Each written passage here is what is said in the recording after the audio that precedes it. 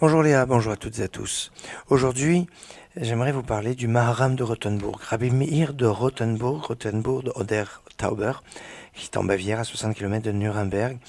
Le Rav est né en fait à Worms en 1220 et il est, on pourrait dire, l'un des derniers Tosafot. Il va être l'élève de Rabbi Yitzhak de Vienne, le Horzarois, de Rabbi Yechiel de Paris, de Rabbi Shmuel de Falaise, Rabbi Shmuel d'Evreux. Ah oui, beaucoup de maîtres français. Ce sera le Rav du Roche, Rabbeinu Asher, du Mordechai, qui va être assassiné justement à Nuremberg en 1298. Le Rav a voulu s'enfuir parce que l'empereur en 1273, l'empereur Rodolphe Ier de Habsbourg, avait une politique de harcèlement contre les juifs. Alors en 1286, le Maharam de Rothenburg décide de partir en Israël, comme l'ont fait Rabbi Yechiel de Paris quelques années plus tôt, comme l'ont fait de nombreux tosafistes. Mais ça ne plaît pas à l'empereur et finalement il se fait arrêter dans les Alpes. Il est mis en prison à Einsheim en Alsace et il va être demandé une rançon de 20 000 marks. Cette rançon, le Roche, son élève, avait réussi à la réunir, mais comme c'est marqué dans le traité Gittin, chapitre 4, Mishnah 6, on ne rachète pas les captifs plus que leur prix pour ne pénéticoun olam, parce que ça pourrait faire un précédent de choses qui sont pas bonnes. Il va rester pendant 7 ans. 7 ans en prison, il va mourir en prison, et même après, bien, ce n'est qu'après 14 ans que un certain Alexander Siskin va donner une très grosse somme pour pouvoir libérer le corps du Maharam de Rothenburg.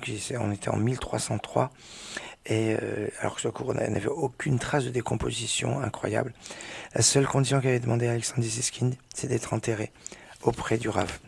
Alors c'était un Rav qui avait des écrits qui ont une grande importance au niveau historique, et par exemple sur les violences conjugales. On est au XIIe siècle, XIIIe siècle.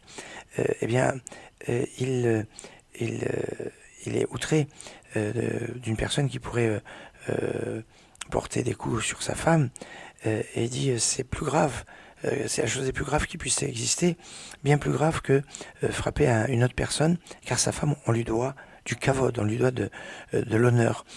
À une époque où c'était pas trop dans l'esprit